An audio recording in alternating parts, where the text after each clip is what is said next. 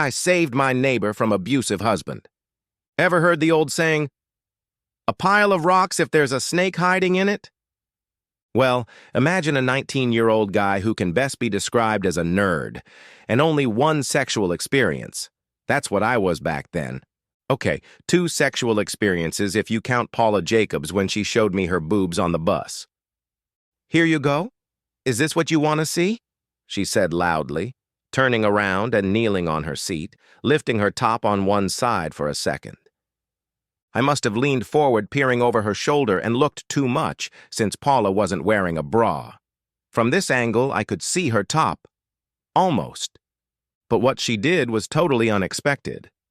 Of course, half the other kids on the bus saw it too, and I was teased for a week without pity. The sexual experience in that incident I got at home, in the bathroom. The other incident involved a date with Brenda Brown, which is hard to talk about without stuttering, isn't it? Brenda had a peculiar reputation. I heard that if you took her to a movie and had a drink afterwards, she would reward her date. Guys I knew who asked her out would always snicker when I asked what the reward was. So, I took her to a movie, then had something to drink, soda, of course.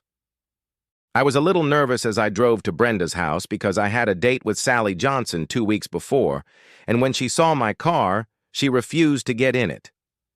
"You think I'm going to drive in that?" said Sally to me dismissively. Then she turned around, walked back into the house, and closed the door. This confused the hell out of me. What was wrong with my car? I liked it. Sure, it needed a touch-up, but I thought it looked neat with those wide white wheels. Dents, of course, paint faded, rust spots, but it was cool. Brenda didn't care, so it was fine. Later in the car, we parked. I planned to stroke her neck a little, maybe feel her. I reached out and felt her right breast, and my bell rang. This woman had the kind of right hook that would make Billy Myers fade, and I boxed with Billy Myers. Well, I was mostly knocked out by Billy Myers. "You guys are one-armed, every single one of you. The least you could do is kiss me or something." Then she laughed when I apologized. I started the car and drove her home. On the way, I rubbed the left side of my forehead. I should have gotten a bump there. "Oh, why, Danny? You're not that bad. Let me help you," she said as soon as we pulled into her driveway. Which she did, and I don't care how many people rub the black dashboard, that thing leaves marks you can't just take out. Not after 2 days in the sun anyway. I didn't care. I was planning on covering the dashboard with some fluffy material anyway. So this was my first and only sexual experience until meeting Pat and his wife Kelly. I was trying to get the car into our garage. It was a little uphill, and the thing was a Nash Rambler, well, actually a Hudson Rambler American, since it was a 1958, heavy as a rock. My whole family loved those cars. My grandfather bought a 1952 Nash Blue station wagon. He bragged about it so much that my dad went out and bought himself a new 4-door station wagon, orange, model 1955. He kept that car all the time I was growing up. I loved riding in the back seat. A couple of decades later, when I spotted a blue 1958 Rambler American standing in the farthest corner of the local Chevy dealership, I just had to buy it.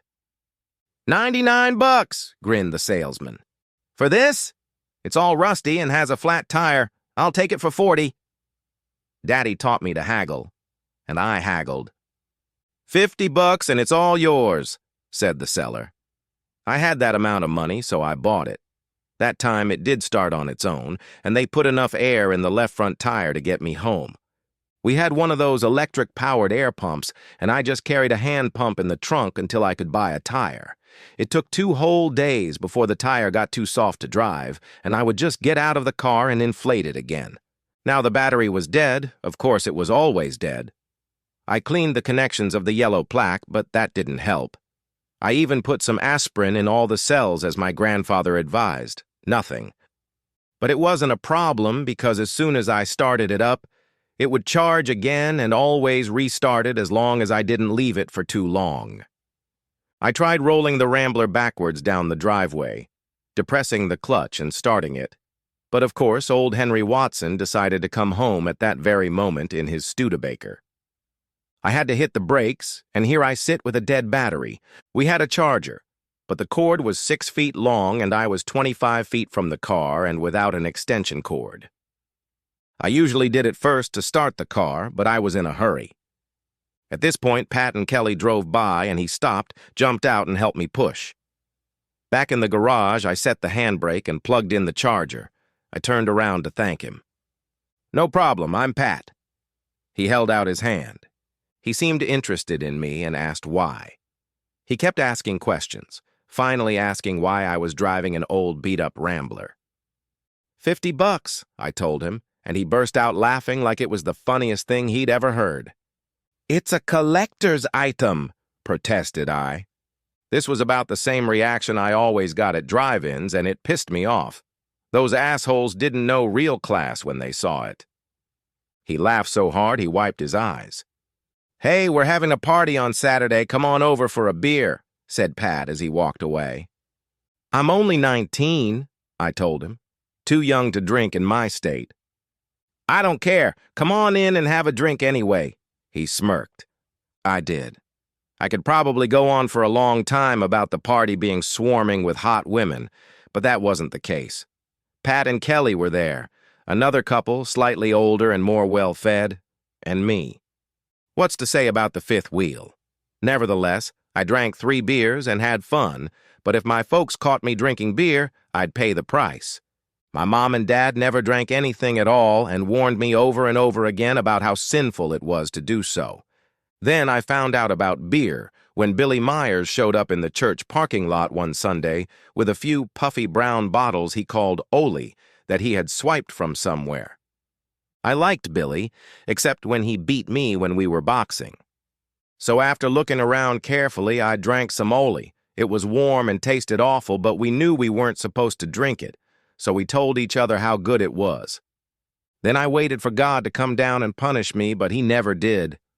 I know it sounds funny, but Pat started coming over after we met that day, and all we did was talk about stuff. He was about 26 to 27 years old. I never figured out why, but he liked me.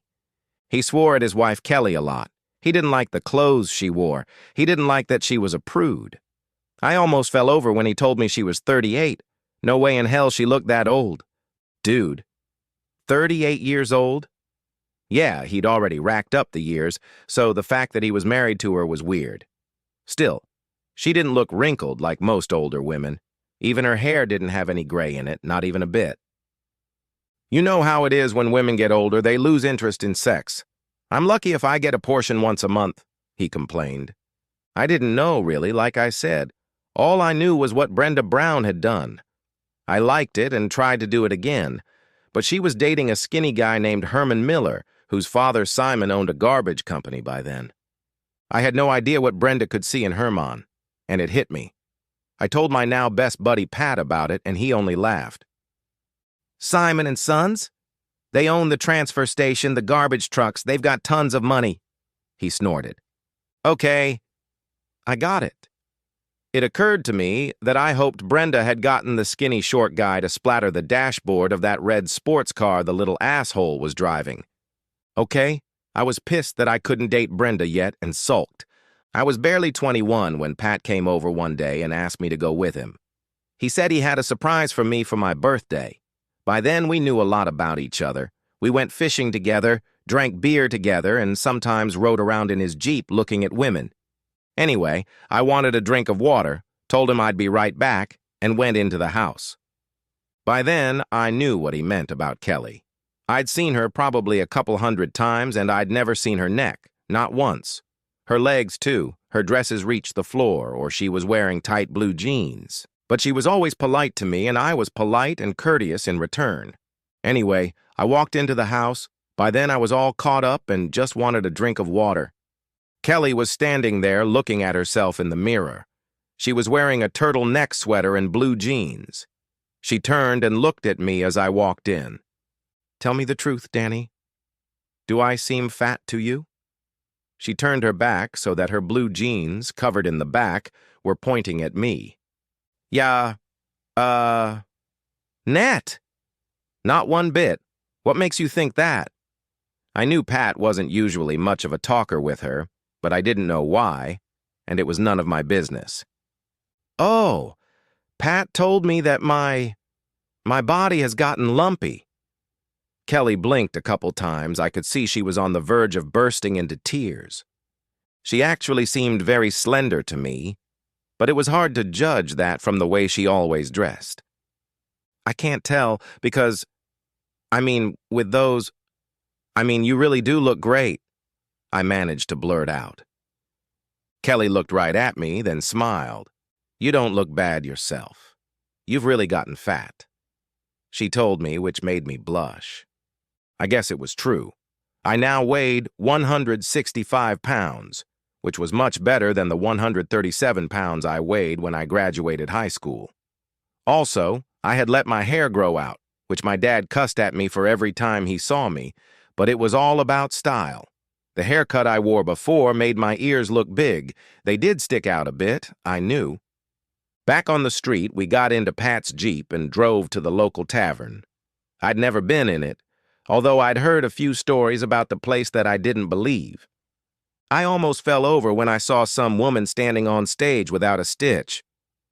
Okay, that was fun.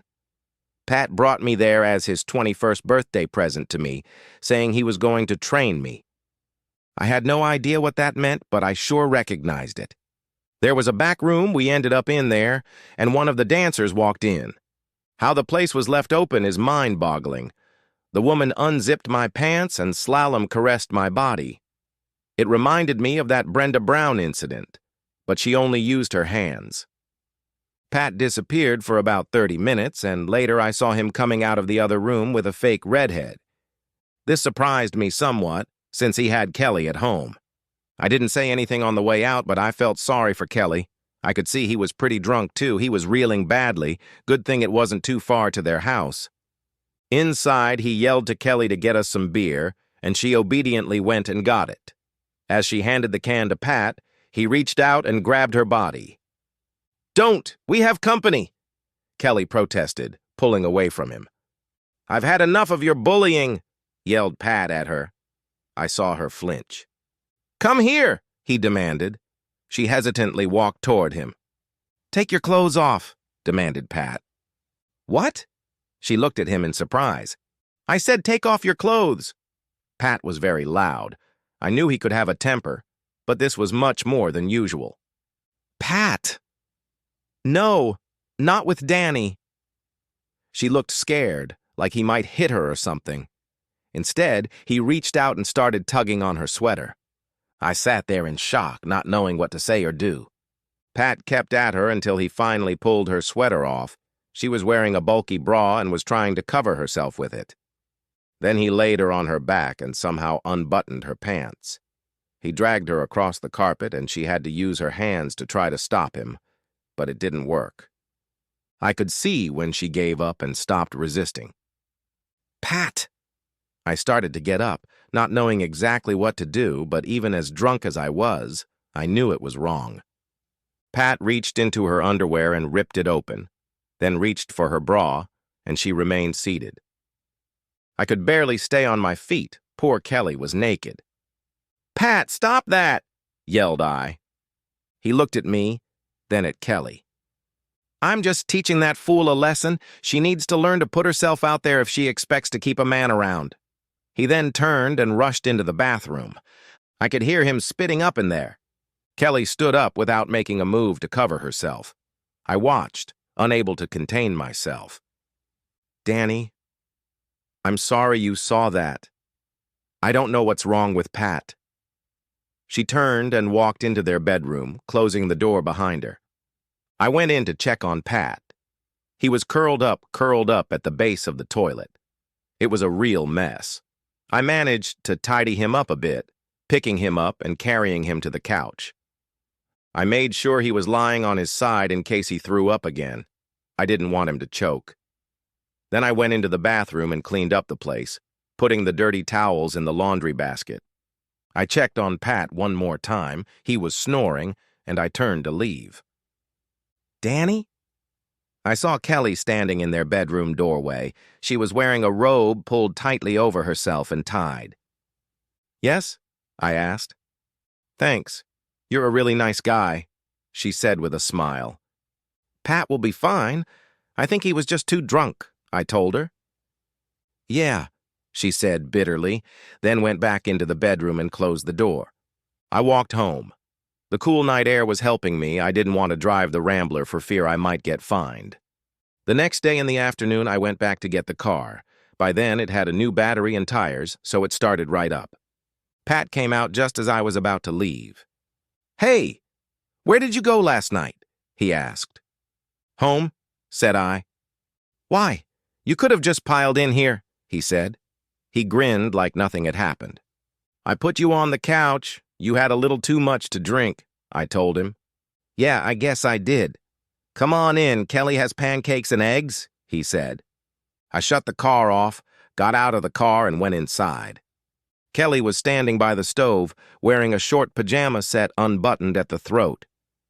In the almost 3 years they'd known each other, I'd never once seen her with her legs bare, wearing a top that showed off her breasts and upper chest, except for the past night. "Good morning, Danny. Well, probably after lunch." Kelly smiled at me. She walked over and poured my coffee, glancing briefly at her even larger breasts. "Doesn't Kelly look just gorgeous today?" Pat smirked. "Yeah, she sure does," I stammered, trying my hardest not to blush. I noticed her smiling at me when Pat wasn't looking in her direction. Breakfast went fine. That was all that happened, but I thought about it all the way home. I felt really bad for Kelly. Pat was really rude to her, and I couldn't understand why he did that. Things changed after that. I stopped going there. Instead, I burrowed into my work at the factory, taking every double shift that came my way. I had already managed to save up enough money, so I took my Rambler to a body shop and had it completely repainted back to its original color, blue with a dark blue top. I was standing at the gas station filling it up when Pat pulled into the other lane in his big Jeep. "Hey, Danny." "Where have you been?" he asked. "Working, moonlighting." "I see the car's been painted, looks great." "Hey, come by Saturday night. We're having a party." Some time passed, and I told him I'd be there. When I pulled up and parked, the first thing I noticed was the lack of other cars. It was just Pat and Kelly inside.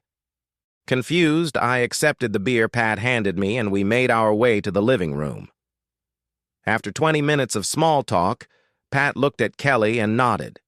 She looked at me and back at him, then, without changing her expression, got up and went into the bedroom. I was just finishing my second beer when she returned. I almost fell off my chair. Kelly was wearing a short negligee. She was wearing a pair of soft pink panties with a ruffle around the edge. It was quite clear that there was nothing under the negligee. "Well, what do you think? Isn't she a beauty?" asked Pat, grinning widely. "Yeah, but—" I had absolutely no idea what to say. "Kelly and we decided she needed to be with someone else, have sex, so we picked you. What do you say?" Her mind flashed back to that night a few weeks before when he'd literally forced her to strip in a drunken stupor. "I think Kelly is beautiful, and you're lucky to have her." I looked her straight in the eye. She stared at me intently without changing her expression. "Great. Go ahead then. I want to watch you have sex with her." Pat smirked. "Number I can't. I like you, Kelly. I like you a lot, but I don't think you want to do that," I told her bluntly. She still didn't change her facial expression. I figured you'd jump at the opportunity. Come on, get undressed," he ordered. It was the same thing he'd said to her that night. "Pat, leave her alone," I told him. It was clear now that he was pretty drunk again. He had seemed almost normal when I first came in, but that wasn't the case now. "I have to punish you," he growled at me, suddenly pretending to take offense. I stood up, and so did Pat. He was obviously pretty drunk again and took a pretty big swing at me. That in itself was insane. Partly because there was no reason for it, and partly because working double shifts stacking huge cardboard bags on a pallet can change a person. By then I weighed about 180 pounds, and my arms were no longer as skinny as they had been when I was 19. I just grabbed his wrist and squeezed. He jerked a few times, but to no avail, then swung with his other hand. I grabbed that one, too. "Kelly, go put something on. We need to get you out of here," I told her as Pat squirmed, struggling to free himself. Kelly looked at me, then at Pat. A slow smile appeared on her face, and she turned and walked to the bedroom. "Kelly, come back here!" Pat was acting completely out of control. Kelly returned in her usual attire, a sweater and blue jeans. "Go get in the car, Kelly," I told her. Without a word, she walked out the door. I knew that as soon as I let Pat go, he'd start flipping out, because he was now in a white-hot rage, swearing and yelling that he was going to kill me. So, even though I really didn't want to, I let go of one wrist and hit him with the belt. Just one blow, and that was the end of his struggle. I checked him over. He was fine, just cold, and I walked out to my car. Kelly was sitting in the passenger seat. "I'm sorry," she said to me. "It's not your fault. It's just that Pat needs to quit drinking." Kelly stared out the window and didn't say anything back. I drove her to the motel, planning to drop her off and let her cool off. "Danny, stay with me, please. I'm worried about what Pat might do." So I did. I curled up in a crappy little chair. She slept on the bed in her clothes. After about 10 minutes, she got up. "I can't sleep in my clothes. You won't be upset if I take them off?" "No, it's fine." I averted my eyes as she pulled off her outerwear. "You didn't have to look away, Danny. You already saw me." She giggled. Then she slid under the covers and soon fell asleep. It was a very long and restless night. I listened to her quiet snoring and thought. My friend Pat turned out to be nothing like I thought he would be when we first met. I knew he drank, but I didn't know how much. It seemed to me that it must be a lot. When we pulled up the next day, Pat was there sitting on their porch. He had a very large red bump on his jaw where I reluctantly punched him. "Did you have a good time?" He looked at me. "Not really. The chairs aren't very comfortable to sleep on." "You hit me." "Not at all. You got it anyway," I growled back. "I assume you had sex with her, right?" asked me Pat once Kelly was inside. "No, Pat. No way in hell would I do that to you. It wouldn't be fair to her because you were making her do it." His shoulders slumped, and I could see that when he was sober, he was just... Pat? Drunk, he was something else entirely. Kelly came back, and I looked at her questioningly. She realized it immediately and smiled. "I'll be fine, Danny. Thank you. You're a really nice guy, you know that?" She walked over to me and kissed my cheek. It was a little over 2 weeks later when I read the story in the local papers. The police were on the scene. An ambulance was called. There had been another drunken argument about God knows what, but Kelly ended up hitting Pat over the head with her favorite 6-inch cast iron skillet, which I guess she told them, because the paper printed it word for word. Pat was taken to the hospital with a concussion, and Kelly was sent to jail for the night. Something about domestic violence, and if one goes down, both go down. I was sorry, but sometimes stuff happens, and no matter what we think, there's nothing a person can do about it. For the next 6 months, I ignored them, busy with my own life. At work, I was promoted to the position of adjuster, no more packing 100-pound paper bags. Now I was setting up and fixing machines. Besides, dates were somehow easier to get. My old Rambler looked pretty spiffy, and some ladies thought it was a very nice old car. It was. It purred like a kitten, had great mileage, and when I touched the key, it started almost before I turned it. And I discovered real sex for the sheer pleasure of it. Perhaps some of my early experiences made me a bit fussy. At any rate, that's what I told myself. I almost laughed one night when a pretty blonde waitress named Sammy, I don't know why Sammy because her name was actually Candace, noticed a small spot on my dashboard and rubbed it with her finger. "It's not shiny. Maybe you could repaint it?" she asked. I was planning on restoring the entire dashboard, I told her, suppressing the memory of how it happened. "Oh, I don't think you should do that. This car is cool. It looks like the original," she told me. Yes, it did. Away with the Corvettes, Mustangs, funny little sports cars.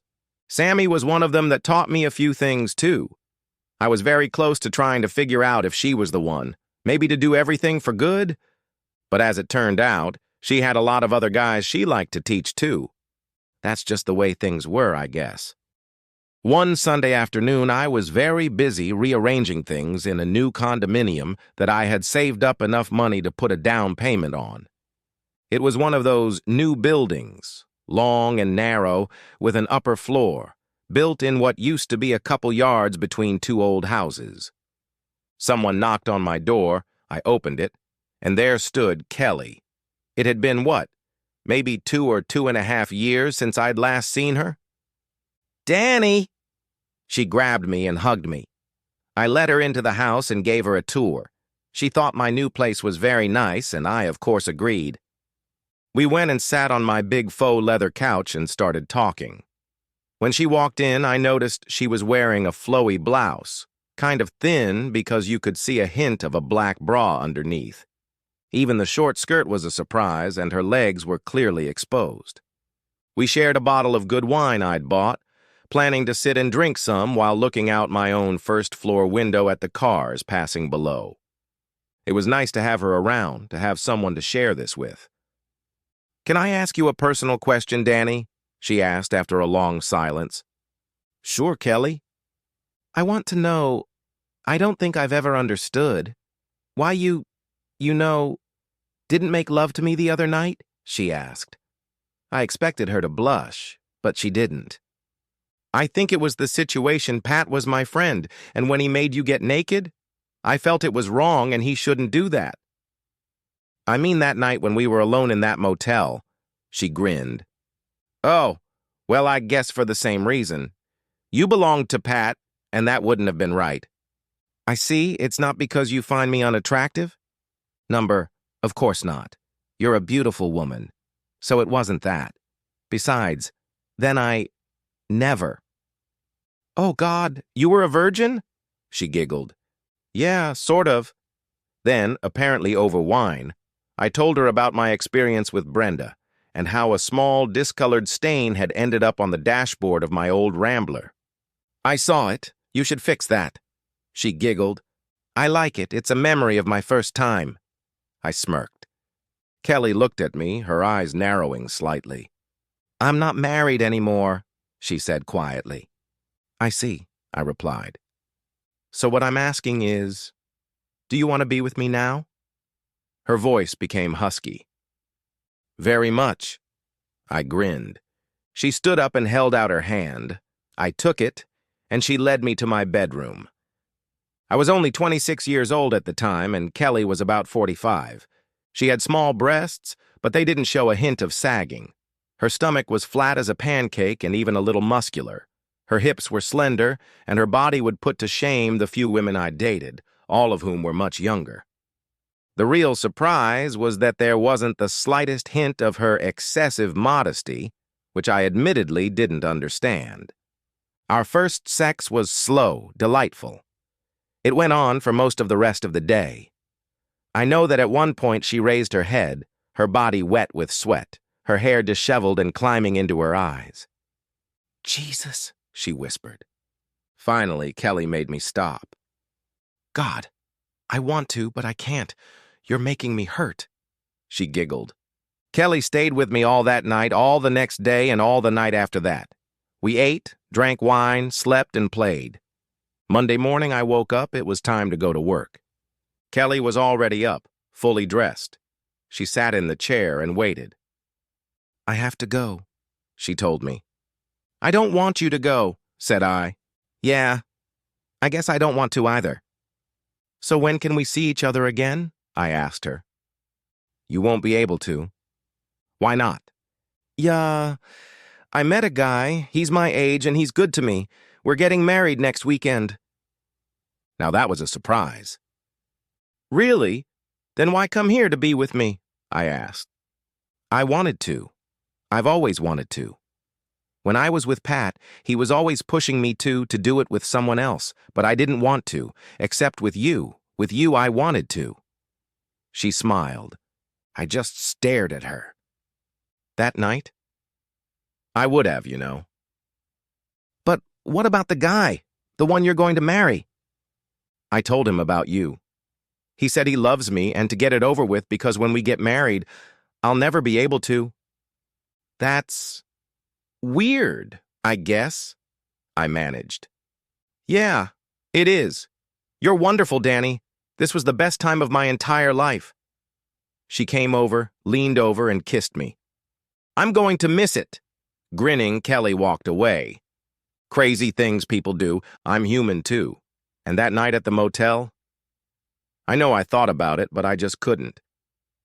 Why would a man with a wife like Kelly need a man like me to have sex with her? It took me a while to realize that all these antics were all part of the game he was playing. At least that's what I think now, but I'm still not sure about all of it. I never saw Pat again to this day. I did, however, see Kelly on the street downtown. She gave me a hug and then introduced me to a guy named Paul, who looked solid and was well-dressed. I watched them walk over and get into a big Escalade. God knows how much a thing like that costs. Kelly turned and waved at me as they drove away. I was talking to my wife the other day, and we were chatting, and I told her the story. Her name is Dottie. She's a soft and sweet little blonde, round as only a woman can be, and in all the right places. She wasn't a virgin that first time, for that matter, and neither was I. But it didn't matter. Not one bit. She listened with interest. Would you ever want us to do something like that? She asked when I finished my story. What I loved about Dottie was that it was very simple. Number no way in hell, baby, I told her. She laughed and gave me a hug. Do you want me to make us some pizza, honey? She asked. Sounds good, I replied, reaching for the TV remote. Ordinary things. Isn't Ordinary Things beautiful? The end. Subscribe to my channel. Thank you.